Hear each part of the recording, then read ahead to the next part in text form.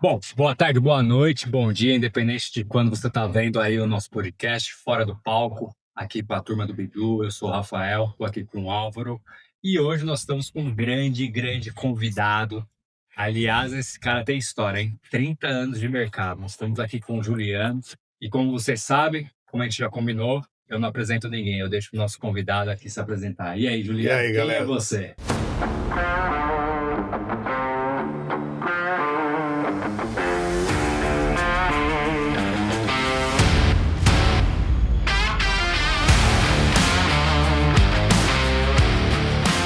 Tudo bem, galera? Tudo jóia? Prazer estar aqui com vocês.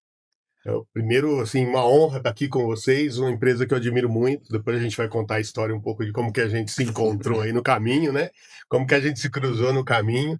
Mas eu sou Juliano Ferreira, tenho 50 anos, sou pai de duas lindas garotas, a Ana Júlia de 16, a Mariana de 11 anos. Hoje eu estou morando em Jundiaí, aqui na bela Jundiaí, a segunda melhor cidade do Brasil para se morar. Só perto para São José, hein? Olha aí. Quase tão bom quanto São José. Mas eu sou meio do mundo, né? Assim, eu sou um cara, eu nasci no interior de São Paulo, uma cidadezinha pequenininha chamada Dracena, lá perto do Mato Grosso do Sul. Estudei em Londrina, no Paraná. Morei 8 anos lá, me formei em administração lá na UEL. De lá eu continuei trabalhando lá, num mundo nada a ver com o que depois foi me transformar minha carreira. Comecei numa consultoria financeira, depois fui trabalhar na área financeira de uma indústria de móveis. E, por ocasião do trabalho, eu fui parar em Uberlândia, Minas Gerais, no ano de 2001, onde comecei a trabalhar na American Express. Na American Express, no Brasil, acho que em 2005, a grande maioria do pessoal aqui deve saber, foi comprado pelo Bradesco no Brasil, né, em 2005, e eu participei desse processo. Comecei na área de planejamento operacional, dali fui crescendo. No Bradesco dei uma boa guinada na carreira, terminei minha trajetória no Bradesco depois de 13 anos entre American Express e Bradesco, na área como gerente financeiro, cuidando de gestão dos terceiros. Aí começou bastante relacionamento com a parte de BPO, né? A parte de atendimento a clientes, a parte de treinamento, educação corporativa, nesse sentido. Que ano que era? Eu saí do Bradesco em 2013, Álvaro. Assim, entrei em 2001, em 2005 virou Bradesco. Dali eu dei uma guinada, em 2008 me transformei em gerente financeiro. Você pegou o início de BPO, de tudo, né? Início, cara, assim, foi assim, uma coisa maluca, né? A gente lá saiu de comprado, de American Express comprado, para transformar o gestor de todas as operações de cartões do Bradesco, né? Eram 15 mil PAs. Ainda tinha senha por telefone, ainda passava senha? Ainda... Tinha, era para aprovação de cartão, né? É isso aí. O famoso antigo Cash Layer no Amex, que você ligava, pegava a aprovação do cartão, tirava o código de aprovação do cartão, aí você passava. Para que hoje em dia usa no app, né? Daquela era do Reco, né? Hoje em dia era prova online, aproximação, né? O cartão, né? Com o celular, né? No celular, né? O mundo mudou completamente. E no mundo de atendimento também. Então, aí, nesse período, em 2013, Álvaro, assim, depois o Bradesco, a gente passei algumas transformações, né, nessa trajetória. Eu me apresentando, já contando a história. É isso aí. Em 2000, o Bradesco comprou o IB em 2009, e aí eu criei uma importância no Bradesco grande dessa gestão de terceiros. O IB tinha operações terceirizadas em grandes BPOs do Brasil, né? Atento, Contax na época, vários BPOs. E o meu primeiro grande trabalho, né, como gestão de terceiros, foi fazer uma grande RFP para esses 15 mil PAs que a gente tinha. E dali eu me aprofundei, conheci muita gente, e trabalhei em contratos e tudo mais. Quando foi 2013, por uma opção minha, chamei meu chefe na época e falei assim, olha, eu acho que eu quero vivenciar o outro lado. Eu quero sair do lado de contratante para o lado de contratado. Primeiro que meu chefe falou, você é maluco, né? Cara, você está trabalhando no Bradesco, né? Com a força da marca e etc. Você quer trabalhar para prestar serviço para o Bradesco? Eu falei, sim, eu quero viver o outro lado. Eu queria viver um pouco o lado da pressão da rentabilidade, da produtividade, transformar a demanda. Porque o Bradesco é muito diferente do lado do contratante. Sim. Né? E aí, na época, assim, uma história pouca gente sabe, mas assim, através dos contatos que a gente tinha. Eu fazia gestão de terceiros, mas eu não era um cara odiado pelos prestadores de serviço, pelo contrário. Nossos contratos, grande parte a gente transformou num contrato ganha-ganha, etc. Então, eu entreguei meu currículo para os 4 grandes prestadores de serviço do Bradesco Cartões na época, que era Callink, Algar, Atento e a FAS. Na época Fidelity ainda. Na época Fidelity ainda. E desses 4, todos me chamaram para fazer um processo seletivo, eu participei, todos eu fui aprovado, e eu escolhi o que era talvez mais fora de contexto para mim, né? Porque eu escolhi ir para a Fidelity. A Fidelity não tinha nenhuma estrutura em Uberlândia, Minas Gerais, era em Jundiaí, e eu fui porque a proposta de valor que me ofereceram era muito importante, era uma área de para criar uma área, desenvolver, gerir uma área nova de eficiência operacional. E eu fui para a Fidelity. E eu costumo dizer que foi assim, talvez a minha grande escola da vida, né? Porque na Fidelity, eu comecei como gerente de eficiência operacional. Primeiro me deram uma sala lá em Uberlândia, locaram dentro de um espaço lá da antiga FMC, que era um prestador de serviço de cobrança do Bradesco. Locaram uma sala que não tinha nem janela, parecia uma solitária. Tinha um ar-condicionado e eu só. E eu lá trabalhei sozinho 6 meses. 6 meses sozinho lá em Uberlândia. Aí comecei a ganhar a confiança das pessoas, comecei a ir para Jundiaí, onde era a matriz da Fidelity. Comecei a montar meu time em Jundiaí, então eu morando em Uberlândia, comecei a viajar com frequência cuidando de Jundiaí. E aí a Fidelity, por uma ocasião de contrato, como eu conhecia muito o Bradesco, a gente ganhou um serviço do Bradesco, e nesse serviço o Bradesco exigiu que fosse em Uberlândia. Então a Fidelity abriu uma filial em Uberlândia. E eu fui o gestor dessa filial em Uberlândia, montei todo o site. Conspirou a favor, hein? Conspirou a favor. E lá eu fiquei gerindo esse site por 2 anos e meio, mas já montando a unidade de eficiência operacional em Jundiaí. Então eu viajava praticamente toda semana. Ficava uma semana em Uberlândia, uma semana em Jundiaí, e assim foi. E até chegou um momento que a área de eficiência foi tornando uma proporção maior. Virou soluções operacionais. Depois de soluções operacionais, começou a entrar automação. Já naquela época, isso foi 2015. Eu saí da operação e fiquei exclusivo com eficiência operacional. Eu tinha uma cadeira de eficiência, uma cadeira de soluções operacionais, um pré-vendas, praticamente era isso, e uma parte de MAS, de dados, gestão de dados. E eu me mudei para Jundiaí em 2017. E aí... Pô, foi o ano que a gente se conheceu. a gente Do Daniel não, o Daniel já conhecia, 16, né? Nessa época de viagem ainda, porque quando eu montei a área de soluções, aí eu vou chegar em como que a gente se encontrou aqui com o Bidu. Mas eu me mudei para completar um pouco a minha história, me mudei para Jundiaí em 2017, com família e tudo.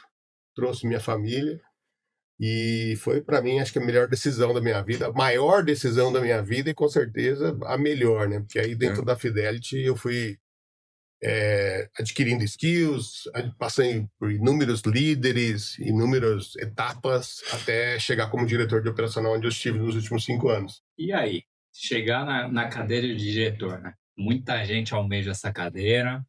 Essa cadeira é para poucos, mas ela exige muito suor, sacrifício e trabalho.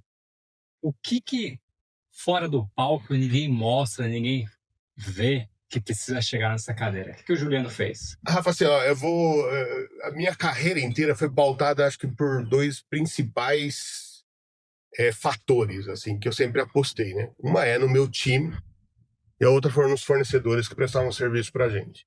Por 2 motivos, tá? Assim, ó, primeiro, eu sou adepto de quem é especialista em uma coisa não tem que se meter a querer fazer coisas que não são do teu mundo, né?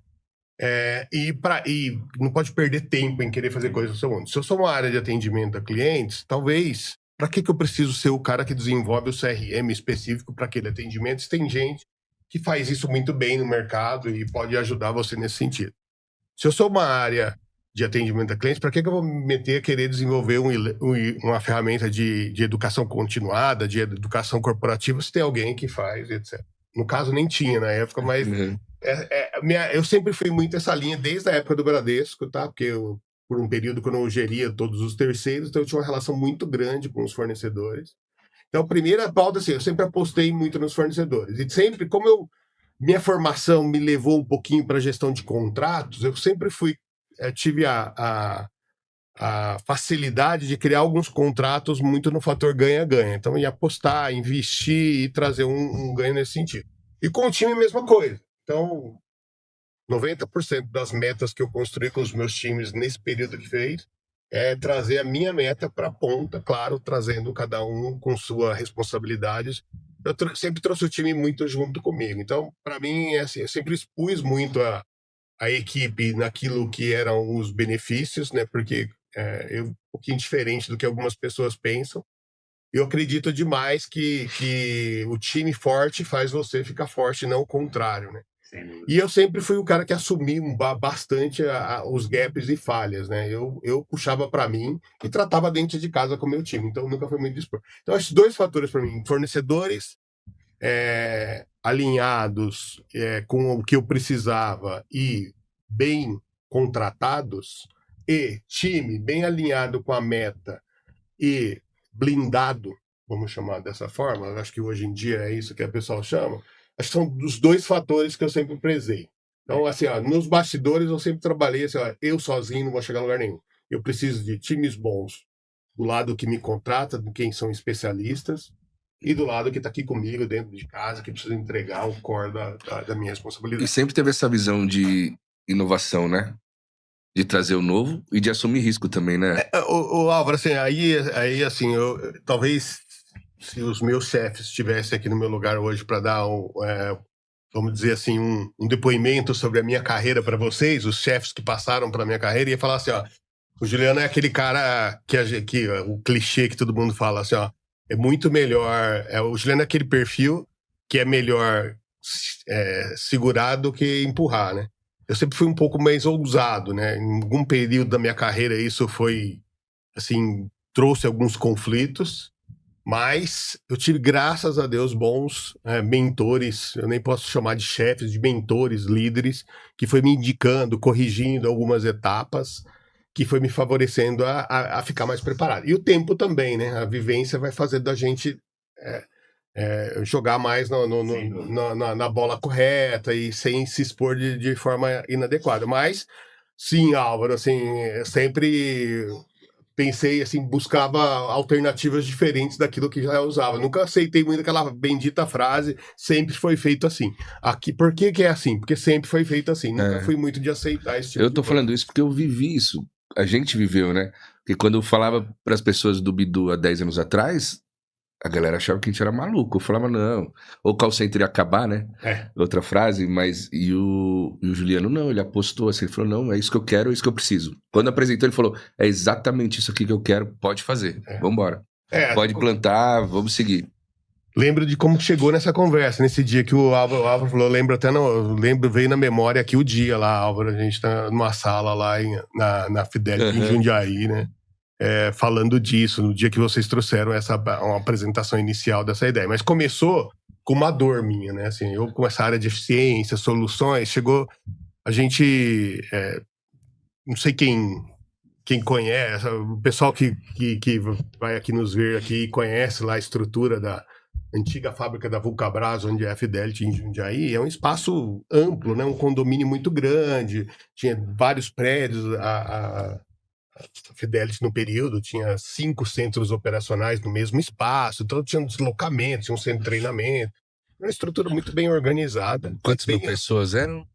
Na época eram 10 mil 10 pessoas, né? 10 mil pessoas. Nesse período aí eram 10 mil funcionários. 24 horas, 10 mil funcionários. Assim, dos 10 mil funcionários, 6 mil eram em Jundiaí. Olha só, nessa própria estrutura. E era os muita outros gente. 4 mil era dividido entre Itu, Limeira e São Paulo, né? Que tinha aqui na 7 de abril.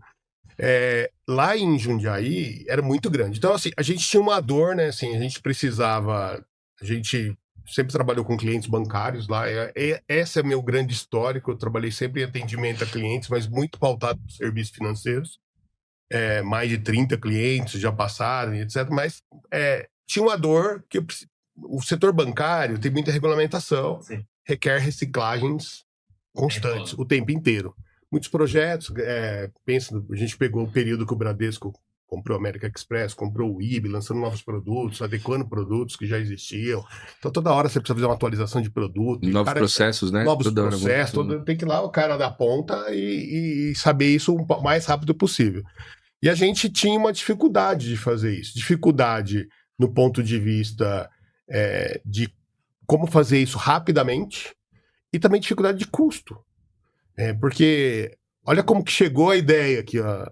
A gente tinha um deslocamento, eu cheguei a calcular na época como eficiência operacional o tempo que eu gastava para levantar um operador da PA de atendimento e ir para o centro de treinamento. Atender o treinamento lá. Presencial, voltar, né? Presencial e voltar. A gente tinha um desperdício de tempo para cada hora de treinamento, aproximadamente de 8 a 10 minutos. De desperdício de deslocamento. Então era uma dor. Isso era uma dor. Quantidade de horas. Vou aqui usar números fictícios para vocês terem um pouco de noção. Se eu tinha que fazer 1.000 horas de treinamento, se eu programava 1.000 horas de treinamento. 18 minutos. 80 horas já era usada só para deslocamento. Tá? Só que eu precisava fazer 4.000 horas, não 1.000. Eu estava conseguindo programar 1.000 e eu precisava fazer 4.000. Então, quando você levava isso para números exponenciais, isso traria um prejuízo imenso. Então, essa era uma primeira dor. Segundo, que a linguagem que a gente usava já nos nossos materiais de treinamento, nas nossas comunicações corporativas, era uma linguagem que já não atendia essa geração. A gente está falando lá de 2015, né? Hoje as gerações vão cada vez mais, são desafiadoras para a gente trabalhar. Naquela época já não atendia. Então a gente tinha uma linguagem muito anos 80, 90, um público 2000, 2010, uma geração 2010, e gastava-se muito para fazer o que precisava e não atendia nossos clientes, porque eu não treinava a quantidade que era necessária. Então quando eu levei isso, só para você, a gente fez um requisito do que precisava. E eu chamei 3 fornecedores que a gente na época, eu não chamei um só. Chamei 3. Um era o Dani, que ele prestava na época com a Idu, era um prestador de serviço. A antiga Idu era um prestador de serviço pra gente, né, como consultoria de planejamento. E ele já tinha comentado comigo da ideia, com o Álvaro, do que eles estavam desenhando, né, e que precisaria para evoluir a ideia do Bidu. E tinha outros 2, inclusive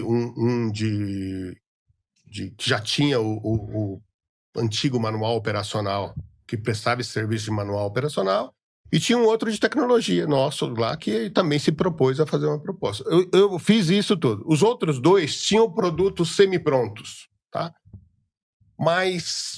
E o Daniel tinha a ideia.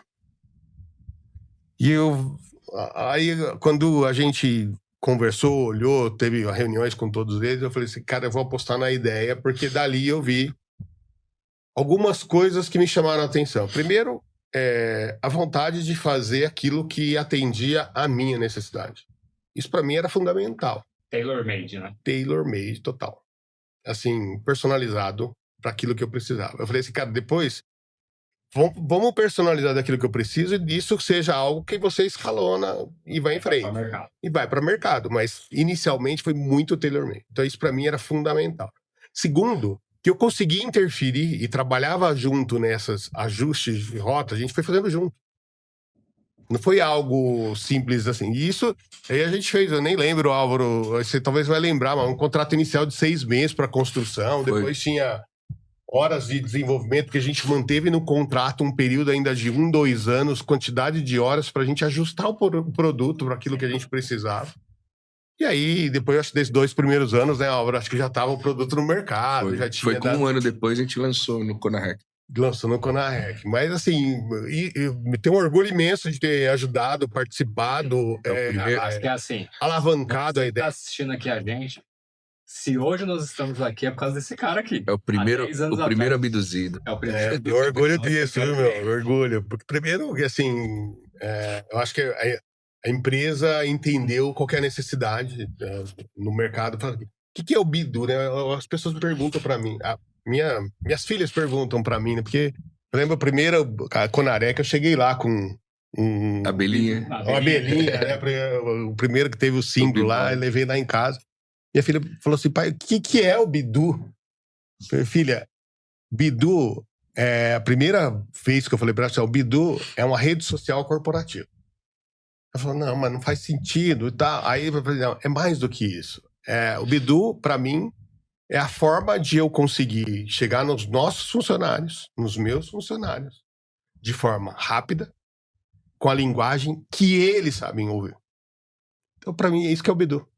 É uma forma de comunicação para a gente conseguir alavancar o que eu preciso de estratégia, procedimento, o que quer que seja, mas na linguagem que essa geração, que é a geração que está lá sentada na cadeira, prestando serviço final, sabe que eles precisam ouvir. Então, para mim, é isso. E aí ficou mais fácil. Então, hoje... Era o começo, é que o que tinha de mais parecido de feed era o Facebook. Era o Facebook. E foi em 2017, foi a explosão de rede social.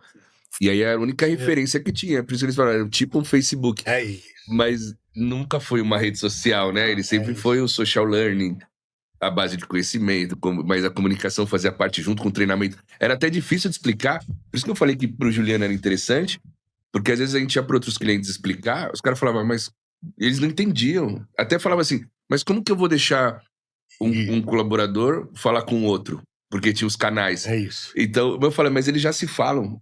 A gente fez uma imersão na net, eles sempre se falaram, sempre, ou por papel, ou eles iam falar, eles abriam, por exemplo, uma janela de um navegador ou de um software lá, escrevia e fechava. Aí o outro abria, escrevia e fechava. Então, eu falei, sempre vai haver a comunicação. Com certeza. A gente só tá facilitando e deixando de uma forma mais segura.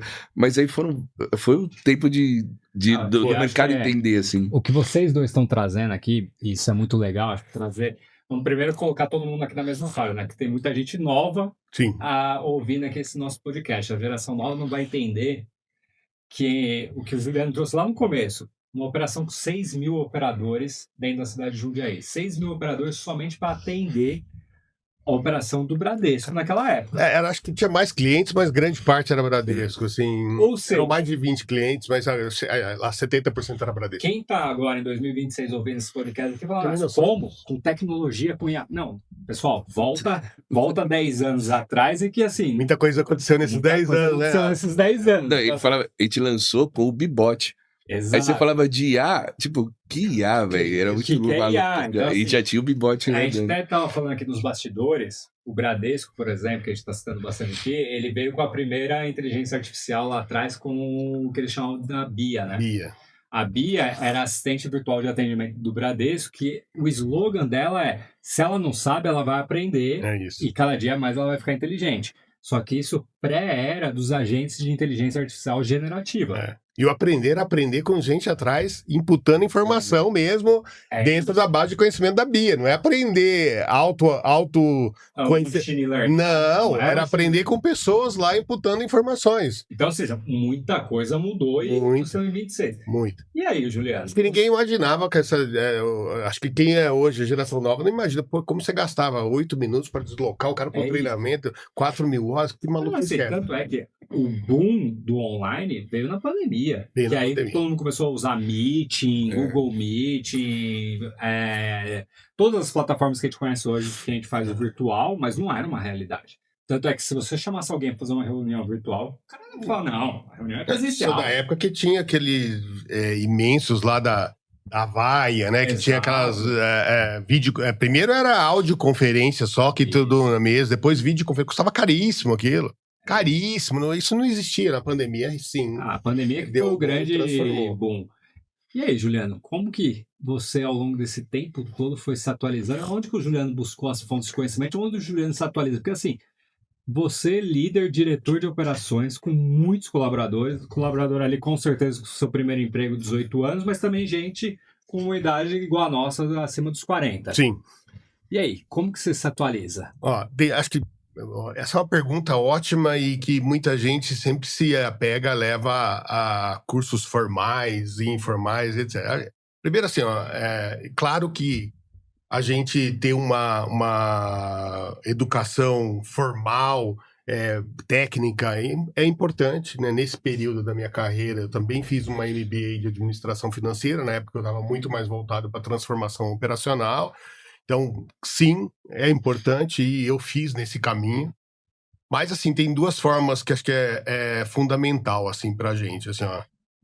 E, de novo, eu sou um privilegiado, me sinto privilegiado, Rafael, porque tanto no Bradesco como na FAS, que são meus 2 grandes empregadores na minha carreira, sempre investiram na liderança para educação, treinamentos, participação de eventos importantes, eventos mais especializados, técnicos, etc. Então, primeiro, assim, eu sempre estive presente ouvindo as novas tecnologias em mundo bancário, Febraban, eventos importantes do segmento, Conarec, eventos importantes. A BT, sempre fiz questão de, como gestor operacional, de participar das premiações da BT. Então, eu escrevia case, eu ia lá escrever, chamava meu time, incentivava eles a escreverem. Alguns com Bidu, mas eu fazia isso porque isso fazia... Como que é uma forma de aprender? Quando você ouve a comunidade que você está inserido, né? Então, para mim, isso é fundamental. Estar inserido, não você ficar fechado dentro do seu mundo, daquele pedaço que você está ali, na tua empresa e etc. Claro, todo mundo tem metas ambiciosas, tem políticas claras, mas você ouvir como que o consumidor está participando, como o consumidor está fazendo a interação com os clientes, acho que para mim isso é fundamental. Então eu sempre fui um cara nesse sentido. Outra coisa, eu sempre fui um hard user de qualquer tecnologia ligada à comunicação. Então eu sou hard user de redes sociais, de quaisquer que seja, desde o começo, da época do Orkut, Facebook, Instagram, para ouvir um pouco a linguagem do que o público que estava lá trabalhando comigo e o público que consumia o que a gente entregava estava se interagindo e tinha as relações.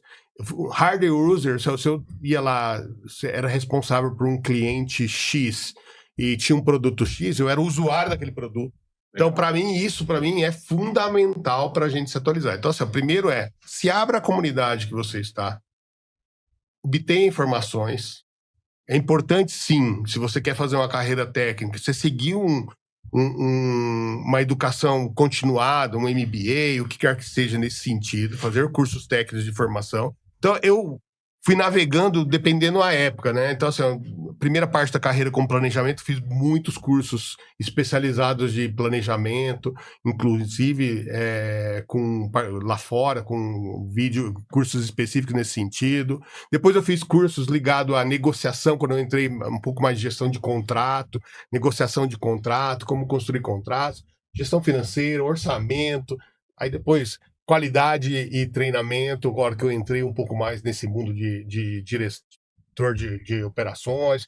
Eu já fui navegando um pouco nesse sentido conforme eu ia evoluindo a minha carreira. Mas networking e se colocar no lugar do usuário, para mim, é a forma mais fácil de aprender e de estar sempre antenado. E aí você trouxe aí redes sociais, né? Você como um grande hard user de redes sociais.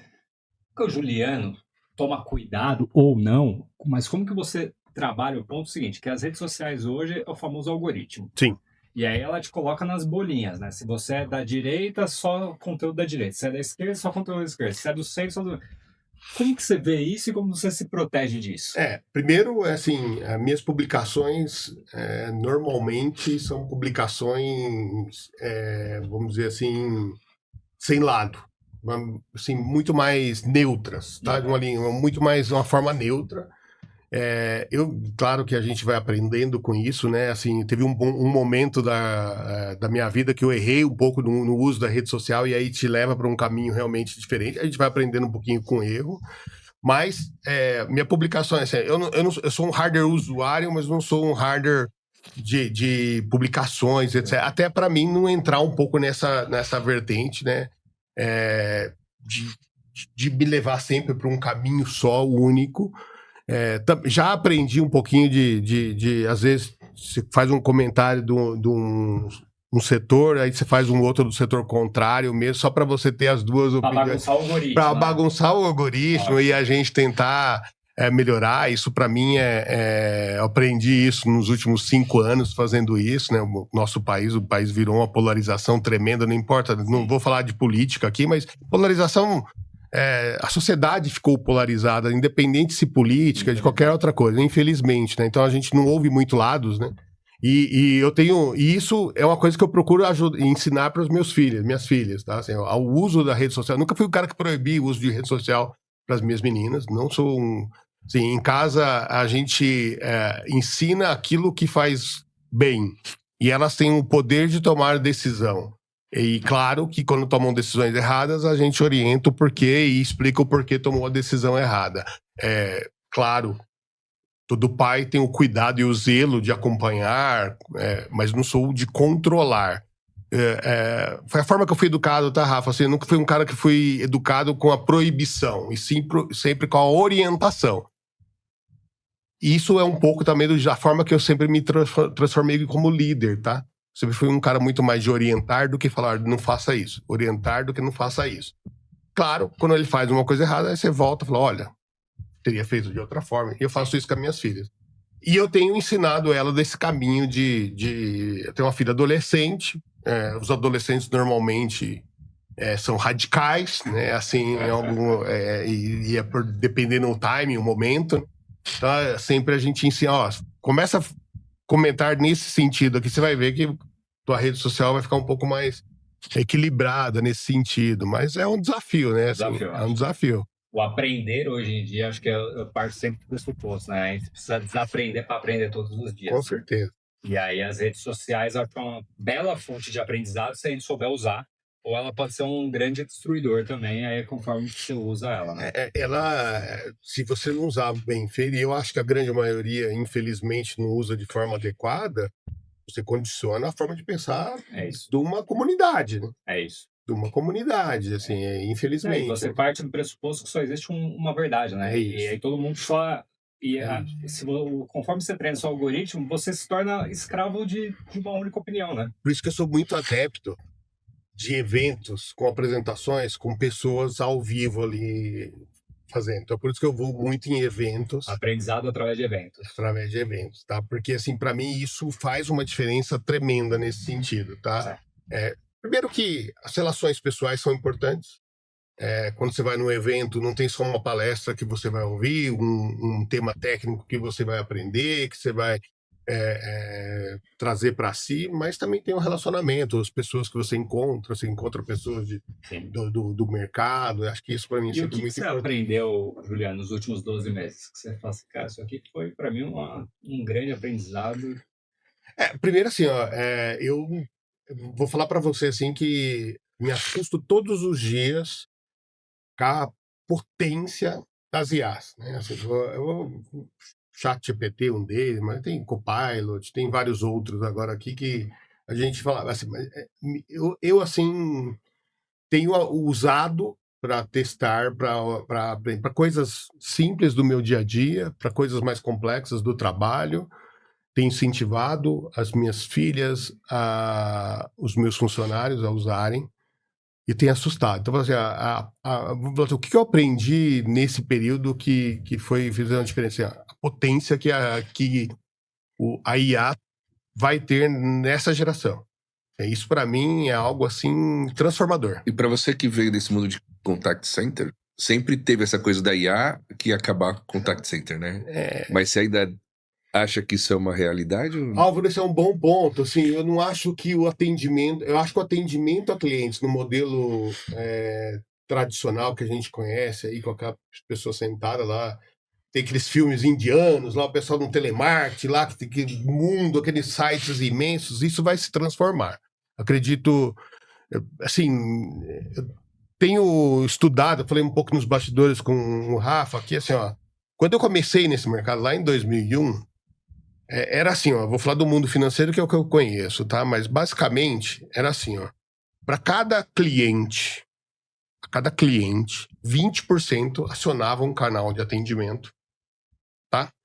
Desses 20%, a gente tinha canais de atendimento automático, mas não era IA, não era as URAs, os menus de direcionamento, de atendimento, que retia, na época, em média, 40% no máximo do volume. Nem tinha app, não tinha nada. Então, em números era assim, cada cliente tinha aproximadamente 20% de acionamento, dos 20%, 40% era retido em algum canal eletrônico, vamos dizer assim, automático, e 60% ia para o humano. Hoje, com a facilidade, a abrangência dos canais de atendimento, etc., para cada cliente, deve ter em torno de 90% de acionamento, mas isso aqui, 90% quase automático.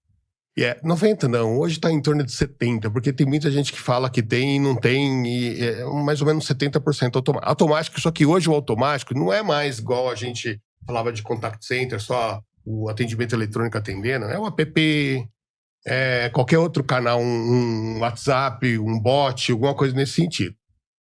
Eu acredito que a gente vai chegar num momento que vai chegar lá uns 10%. Só que esses 10% vai ser esse atendimento é um atendimento mega especializado.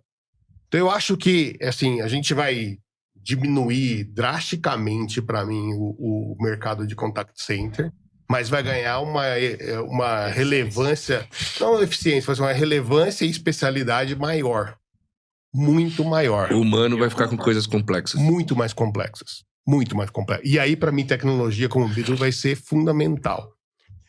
Eu, assim, já te falei isso em outras vezes, já te provoquei outras vezes, assim, acho que a gente vai ter que chegar num caminho que vai ser tão complexo o que o cara vai ter que tratar, que conforme o cliente vai falando, o próprio IA vai já trazendo para o cara na tela alternativas, caminhos que ele possa seguir naquele atendimento. Mas que o atendimento, o feeling humano vai ser necessário, porque vai chegar em alguma etapa do atendimento que não tem mais decisão automática. Concordo super com o que você está trazendo. Tanto é que a gente fez um evento do Bidu, uns 20 dias atrás, a gente trouxe ali grandes especialistas de varejo para conversar um pouquinho, né? E a frase que surgiu desse evento é: o luxo atual é ser humano. É isso. Porque a máquina... Pensa tudo que a gente está discutindo. A gente começou a falar sobre a Bia do Bradesco, que na verdade era uma inteligência artificial que no final do dia era uma árvore de decisão. Sim. Então fazia tal coisa, ela respondia tal coisa, fazia tal coisa, ela respondia tal coisa. Só que agora, principalmente em 2026, e aí eu vou usar a sua frase que eu concordo 100%, eu também estou assustado. Por quê? Nós do Bidu, como uma plataforma, eu sou obrigado a estudar IA, mas no nível hard de estudar, porque a gente implementa IA. Sim. Tanto é que a gente tem lá o nosso Navigator, que é a nossa inteligência artificial generativa do Bidu, que ela, além de responder, ela faz N situações de inteligência artificial, então a gente tem que estar não só seguindo o mercado, como criando e desenvolvendo. Só que eu tô num momento que eu tô desesperado, porque a cada sexta-feira eu olho para trás e falo, cara, mudou completamente do que era sexta-feira passada. E veio um modelo de linguagem melhor do que o da semana passada, mais barato, mais potente, não sei. E assim, a evolução... Isso é muito rápido. É muito rápido. Muito é uma rápido. semana. Assim, eu não tô mais fazendo previsibilidade de um mês.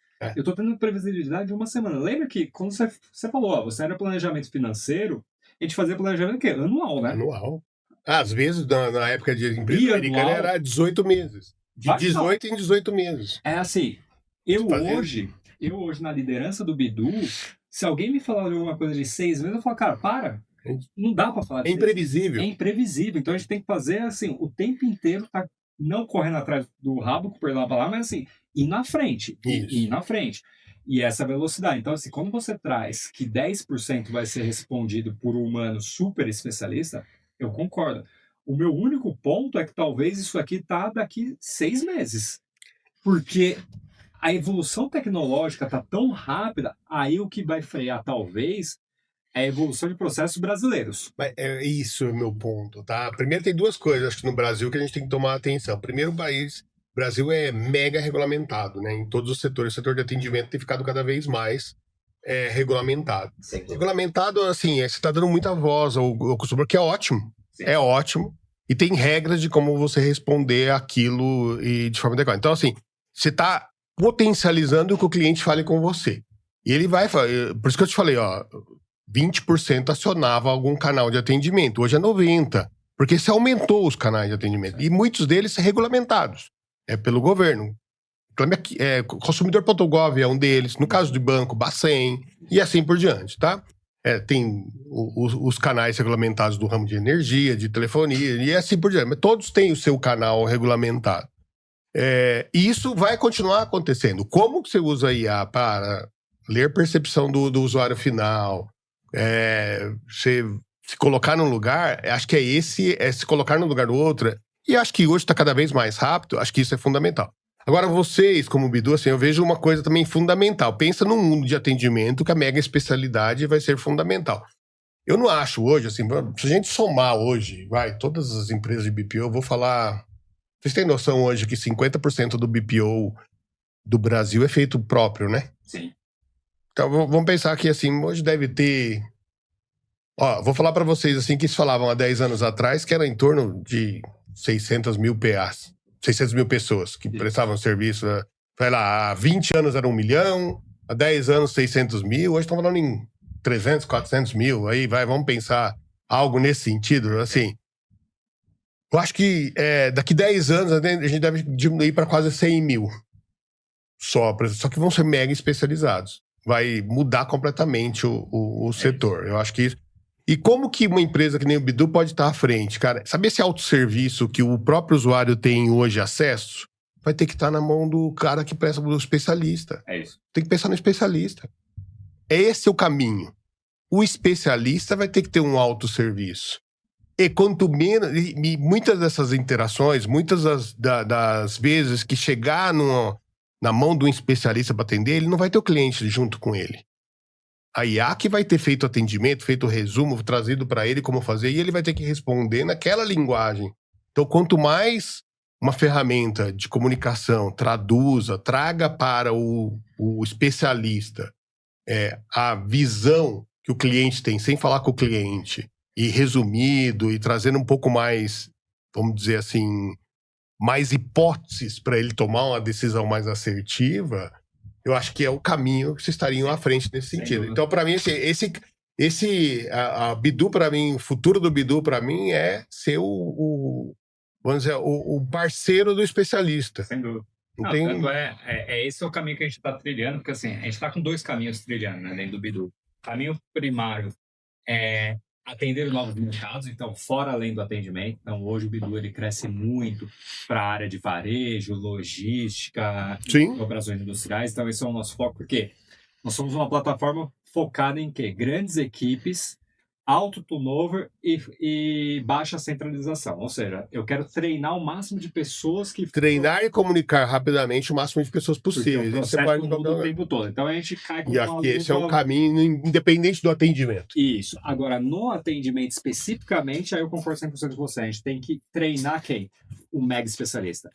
Porque assim, quando chegar na mão desse cara, quando ele vai atender, pensa igualzinho a gente pensa no varejo, né? Quando o cara chega na loja, quem vai comprar conhece muito mais do produto do que o vendedor. Porque o vendedor tem 10 mil SKUs para falar. É isso aí. Quem chegou já chega com a demanda de eu quero a televisão XYZ, eu quero o celular XYZ. Pesquisou, hoje tem um monte de acesso, ele pesquisou. Ele já é um mega especialista. Ele já viu os preços de 500 lojas, ele já sabe tudo nesse sentido, né? Então, quando eu vou dar ferramenta para quem está atendendo, eu tenho que dar a ferramenta que ele tem que responder ao especialista. É o especialista consultando o especialista. Perfeito. Então, é esse o nosso foco. Juliano, agora partindo para um outro lado, eu acho que você chegou no topo onde todo mundo quer chegar, isso é muito legal, e você trouxe aí como que você leva o conhecimento. Mas e o Juliano fora do palco? Como que o Juliano recarrega as energias? Como o Juliano faz para ser esse exemplo de profissional? Para chegar aí... Aquele churrasco. Isso aí eu acompanho, ele é bom no churrasco. Então, tem acho que alguns caminhos que eu fui fazendo...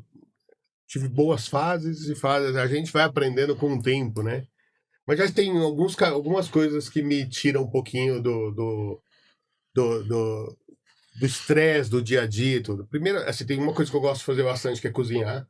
Isso me tira completamente fora do... Hoje eu tenho feito menos do que eu fazia, mas eu gosto de inventar. Então, aquele almoço de domingo, aquele negócio diferente... Pode mandar um convite para ele. Não. Eu gosto bastante. Eu sempre gostava, assim, mesmo quando estava bem imerso no trabalho, eu fazia algumas reuniões fora do escritório. pra gente se sair, pensar, ver um ambiente diferente do lado, você vai falar, aí você consegue focar naquele assunto, não vem alguém te atrapalhar, não vem alguém falar, não tem um e-mail, não tem uma coisa nesse sentido. Então, isso é uma outra coisa. Agora, assim, tem uma coisa que me recarrega demais, é fazer coisas simples que muitos pais gostariam de fazer, pais, amigos e tudo, gostariam de fazer e não faz, que é ter rotinas com as minhas filhas. Então, hoje, graças a Deus, eu consegui ter uma rotina de buscar minhas filhas na escola. Então, aí você cria uma coisa simples, que muitos pais gostariam de fazer e não faz. Então, ter essas rotinas com meus filhos, com as minhas filhas, então, busco na escola, levo na casa de um colega, tenho interação com o ambiente escolar bastante, né? Então, eu sou participativo no ambiente escolar, com os outros pais, com a turma dela, todo mundo me conhece pelo nome. Falam que isso é a nova riqueza, né? Não é você usar Álvaro, eu não tenho dúvida, porque isso tem me feito muito bem, assim, porque aí, assim, dá um exemplo, tá? Assim, minha filha, de novo, eu sou um privilegiado, eu me considero um privilegiado, viu, Rafa, assim, na vida, assim, ó. Puta, pais, eu não tenho hoje nem meu pai nem minha mãe vivos, mas eles foram pais excelentes, que ensinaram muito com exemplos e com menos punição, mais exemplos e orientação. Então foi muito bem, eu sou um cara privilegiado, tive uma boa educação, estudei num ótimo colégio, fiz uma ótima faculdade, tenho uma carreira profissional fantástica e ascendente, sou casado, um casamento muito bom, tenho duas filhas lindas, com saúde, com tudo, então eu me considero um privilegiado. Então, eu vivenciar esse mundo escolar, minhas filhas estudam no mesmo colégio, desde quando eu cheguei em Jundiaí, o mesmo colégio, então eu tenho história com as pessoas. Então, você tem aquele ambiente ali, isso para mim, poder morar no interior e buscar minhas filhas na escola, isso para mim é uma coisa importante, bem importante. Mas eu também tenho algumas rotinas com amigos, tá? Então, assim, eu tenho o futebol. Hoje em dia a turma não consegue mais fazer futebol semanal, tem um futebol mensal. Tem o jogo de vôlei que eu vou com a turma. O futebol são os homens, o de vôlei é misto. Tem as mulheres, os homens, os amigos. Encontro com amigos sempre no final de semana para fazer um churrasco na casa de um, de outro, um happy hour. Então eu tenho uma rede de relacionamento que a gente foi formando. Muitos dos amigos formados no trabalho, outros não, da comunidade que eu moro.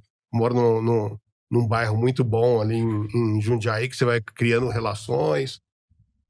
Tenho lá minha parte espiritual, tenho a minha religião, vou na igreja com uma frequência que eu me sinto confortável para ir, então participo também da comunidade da minha religião. Então essas coisas vão me ajudando a me fortalecer e me manter inteiro.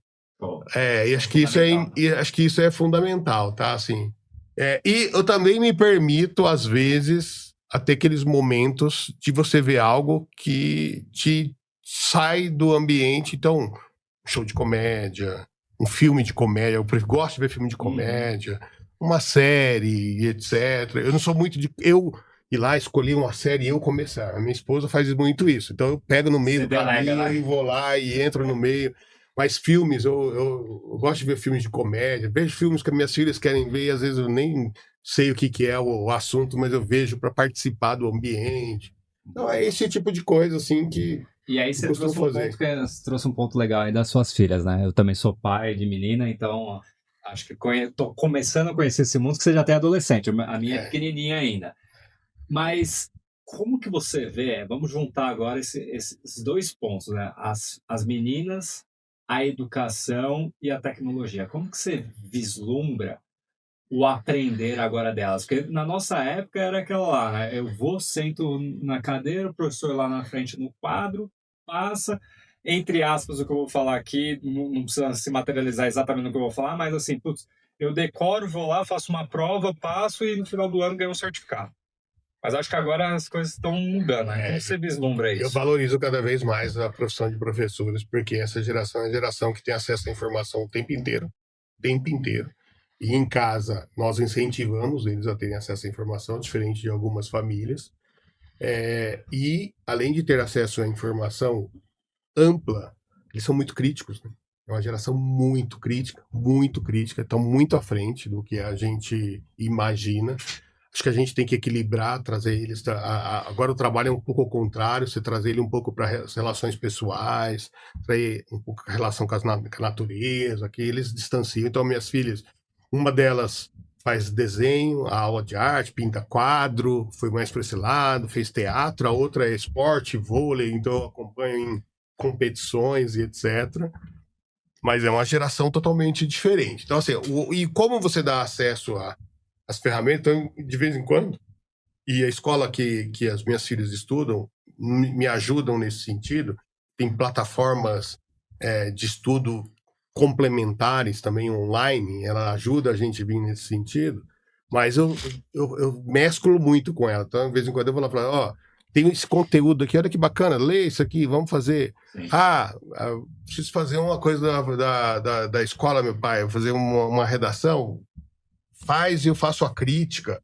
Aí ela fala, pai, mas se a gente pôr no chat GPT, ele pode dar crítica? Pode, mas eu acho que a crítica minha e da tua mãe é diferente, então você avança, eles sabem que dá para pegar e colocar lá o prompt e resolver para ele, mas eu incentivo muito essa interação.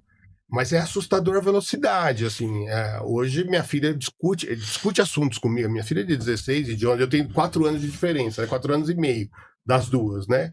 São muito diferentes, né? Assim, muito bom. Que a menina de 11 anos sabe hoje, a de 16, quando tinha 11, não sabia.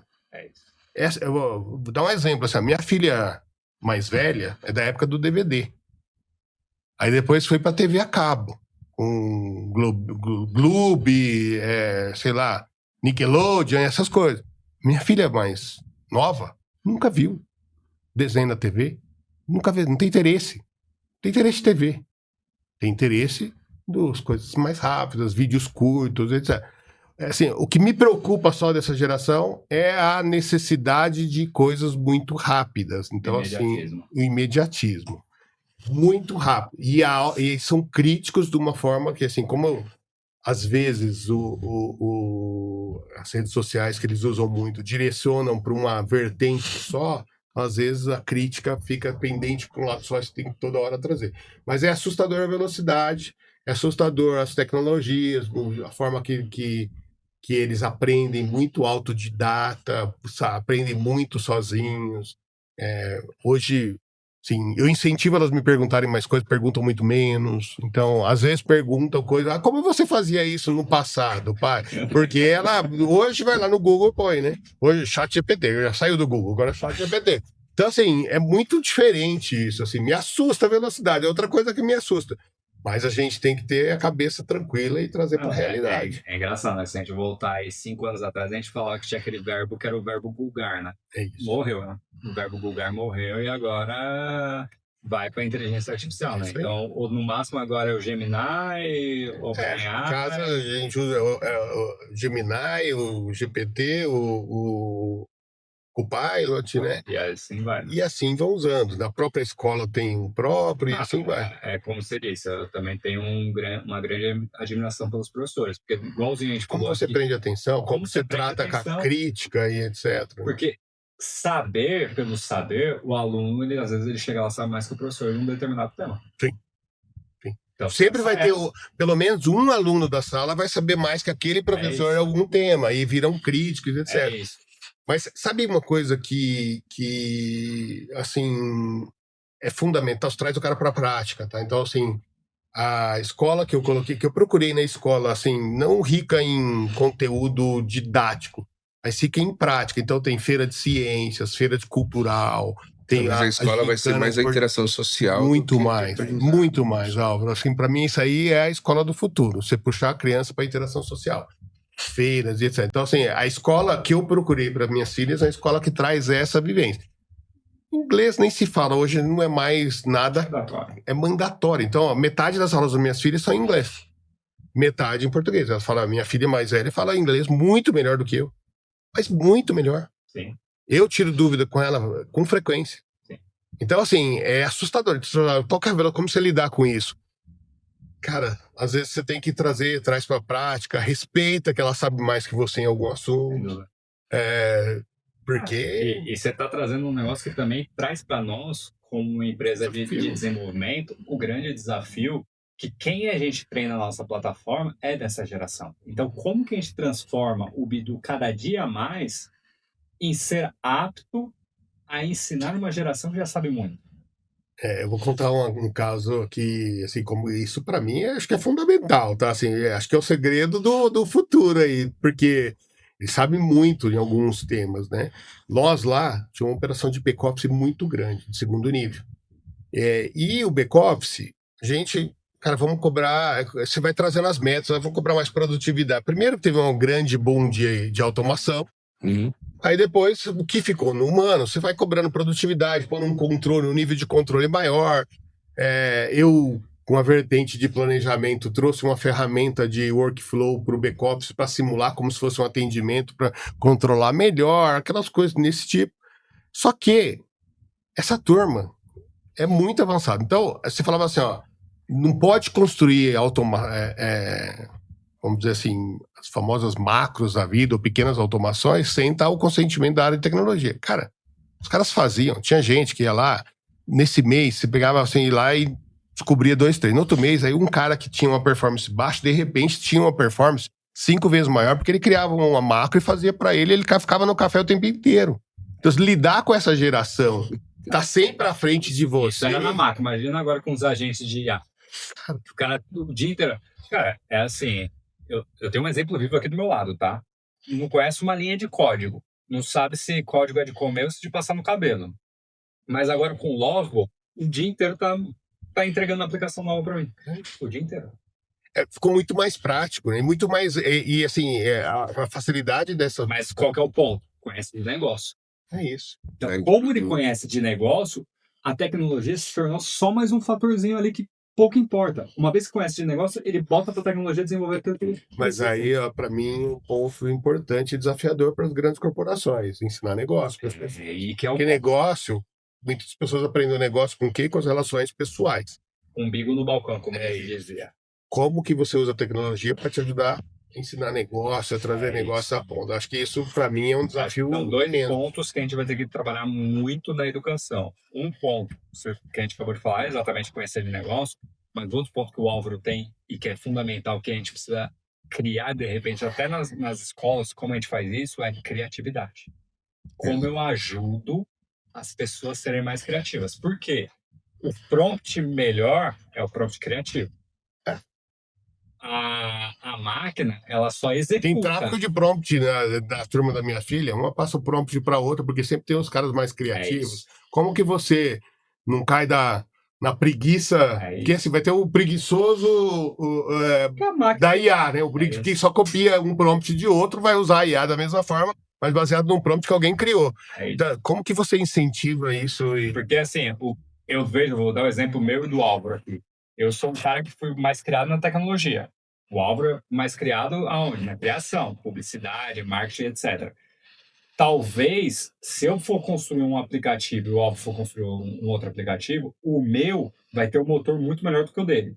Mas não vai talvez atender o que o cliente o que o usuário quer, vem dali. Então, acho que o grande ponto que a gente precisa hoje trabalhar nas pessoas é a criatividade e a lógica. Mas é o privilégio que vocês têm de ter uma pessoa liderando a empresa com a vertente de negócio, de usuário, e outra com a vertente tecnológica. E aí, eu vou voltar no começo da nossa conversa, né? Que eu falei assim, eu sempre pautei 2 princípios básicos, né? Os funcionários e os fornecedores, né? Que para mim ter rede de relacionamento forte traz você à frente, né? Eu, Juliano, também sempre fui muito mais pautado em negócio. Então, como que eu fazia? Em vez de eu ir lá estudar, eu trazia alguém que sabia para ajudar nesse sentido, né? Então, assim, e acho que vocês têm esse privilégio de estar à frente um pouco no mercado nesse sentido, né? Mas o mercado é muito rápido, né? Então, enfim... Hoje o que pauta o mercado é a velocidade. A gente sempre teve aquela... Se dá para imaginar, dá para fazer. Exato. E agora se dá para imaginar, dá para fazer mais rápido. Mais rápido. E faz mesmo, e agora não tem limite mesmo. Eu acho que hoje ele tem um tripé que ele é muito importante, né? Então, assim, você pega o Bidu, a gente tem o Álvaro como um grande cara criativo. Eu sou o cara tecnológico e consigo sustentar. E nós temos o Daniel, que é um cara que tem um olhar 360 e mais o grande raiz de negócio produto. E aí agora, como que nós três, cada vez mais, velocidade, sem perder o lance principal do Bidu. Qualidade com segurança. Olha, sabe vou aqui lançar um desafio para vocês. O Álvaro sabe que eu gosto de desafio, porque a gente conversou muito aqui de educação de usuário, seja ele no mundo de atendimento, seja ele no grupo de vendedores, seja ele no varejo, qualquer lugar nesse tipo. Uma educação rápida, informação chega rápida, informação correta chega rápida, educação. Como que a gente treina o usuário final, o consumidor, através do uso do Bidu para interações automáticas de autosserviço? Acho que esse é um caminho que vocês têm que pensar, porque isso vai ser o futuro. O autosserviço é o futuro. E como que você ajuda o usuário final, sem ele saber que você está por trás, ensinando ele com a melhor forma nesse sentido. Talvez não é o Bidu ensinando o que ensinou até hoje um atendente. Ele já ensinar o usuário final. Ou o usuário final. O consumidor final. Aí, pensa... Porque se eu tenho a base de conhecimento, eu já tenho uma IA, ele já atravessa. Pensa que o cara vai lá, entra no site, no app de qualquer cliente de vocês. O usuário final, ele resolve a vida dele por causa da informação que você ensinou ele a fazer. Sem dúvida. Isso é legal. Não que ele acionou um canal de atendimento ou acionou um especialista para ensinar ele a fazer. Perfeito. Nesse ponto entra o Navigator, né? Perfeito. Exatamente. Eu acho que isso aí para mim é o futuro. Sem dúvida. Como que você faz uma educação continuada com o usuário final? Como você ensina o usuário final? O cliente, o consumidor. E parte do pressuposto básico do Bidu, que é equipes descentralizadas. Só que a equipe, no caso, é o próprio consumidor. É isso. Vou dar um exemplo. Vou pegar um exemplo para ser mais claro aqui para quem está ouvindo a gente. Em vez de você fazer um treinamento para o vendedor da Coca-Cola, por exemplo, rápido, vai treinar o dono do bar como comprar correto. Sim. Que produto que é o correto. Fazer o FNOP dele, o vendedor ir lá. Sim. É um bom desafio para a gente parar para pensar. Juliano, partindo aqui para o nossos finalmente, que a gente quer que esse podcast ele atenda as pessoas justamente enquanto o cara tá ali na academia, tá fazendo um exercício, então a gente sempre vai ficar ali num período de tempo até 1 hora. Eu vou soltar aqui momento bate-bola, então eu vou soltar 3 palavrinhas e aí você pode fazer uma frase, discorrer em cima dessas 3 palavras, tá? Educação. Cara, a educação para mim é assim, o diferencial. O diferencial, e ela é assim atemporal. Só muda a forma como que a gente leva essa educação às pessoas, mas ela é atemporal. Quem acha que as IAs vão fazer o papel nosso, que a gente não precisa estudar, está completamente equivocado nesse sentido. Quem acha que vai perder o emprego por causa das IAs está completamente equivocado nesse sentido. Que vai mudar a forma que você estuda e aquilo que você estuda, aquilo que você precisa buscar. Mas para mim é atemporal. Inteligência artificial? A inteligência artificial é hoje uma necessidade básica. Não é mais o futuro, é o presente. E é uma necessidade básica. O que é assim, e a gente tem que parar de temer e aprender a como usar corretamente. Família. É tudo. E também é algo que inegociável. É inegociável, né? É tudo aquilo que não tem o que você faça que te possa desviar daquilo que você tem em casa. A família é o seu legado, é aquilo que você deixa aqui na Terra no período que a gente vive. É isso que a gente vive, né? E como meu pai dizia, para encerrar falando aqui de família é aquela que a gente forma com a nossa esposa, com os filhos, né? É isso que a gente tem que preservar. Poxa, mas parece até algo estranho, né? Falar, pô, meu pai não é minha família. Não, teu pai, você fazia parte da família enquanto você era só filho. Depois que você passa a ser esposo, a família é outra, né? E família é algo inegociável e é o nosso legado, é o propósito, por que a gente está aqui. Boa. Álvaro, plataforma de educação corporativa? Bidu sempre. Bidu desde 2016, né? Bom, de tudo isso que a gente conversou aqui, Juliano, você queria deixar algum recado final aí para nossa audiência? Cara, eu acho que eu vou falar um recado assim: acreditem que vocês podem construir parcerias e assim, relacionamentos com empresas, parceiros. Acreditem que isso pode te levar à frente mais do que você possa imaginar. Assim, eu hoje vejo que o Bidu chegou, eu consigo visualizar, imaginar o bem que foi aquela conversa de 10 anos atrás, que fez na vida do Álvaro, do Daniel e de pessoas que trabalham. Você que chegou há pouco tempo, talvez você nem imaginava que a conversa que a gente teve há 10 anos atrás. Mas talvez eles não imaginem o bem que fez para mim, no que eu usufruí dessa ideia, do que eu usufruí dessa parceria. E eu falo isso do Bidu, como eu tive outros parceiros que fizeram e levaram ao mesmo caminho. Então, assim, a relação ganha-ganha em parcerias é algo assim que tem vantagens verdadeiras e reais. Acho que a gente tem que apostar que a gente não faz nada sozinho, tem que buscar os parceiros certos para os problemas quaisquer que a gente tenha na vida. Sem dúvida, sem dúvida. Juliano, eu quero muito, muito, em nome da família Bidu, agradecer aqui sua presença. Você, pra gente, é uma pessoa muito além de ter sido pra gente um parceiro de negócio, e ainda continua sendo um parceiro de negócio, mas para você é um amigo.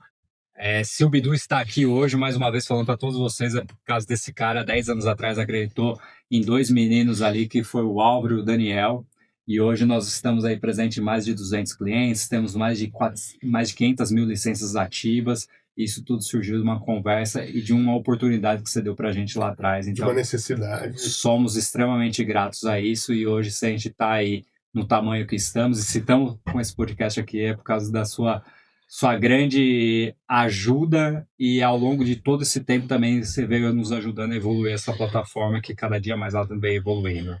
Rafa, obrigado, eu que agradeço aqui, Álvaro, assim, sabe que é um prazer sempre encontrar vocês, as pessoas. Eu tenho orgulho de quando eu estou em algum evento, tem lá um stand da Bidu, eu vou lá, faço questão de ir, assim, acho que a melhor palavra que reflete a minha relação com o Bidu é orgulho. Que legal. É isso. E agradecimento pela receptividade, por acreditarem numa necessidade. Se quiser atrás. Também deixar aqui pra gente seu LinkedIn aí, pessoal. Juliano Ferreira, podem me adicionar lá, é um prazer contatar aí todos que estão aqui ouvindo a gente, trocar ideia. Troquem figurinha com o Juliano. Continuar a contar mais histórias aí para vocês. Tá ótimo, então. Mais uma vez, obrigado, Álvaro, por estar aqui com a gente. Valeu, galera. Valeu. Valeu.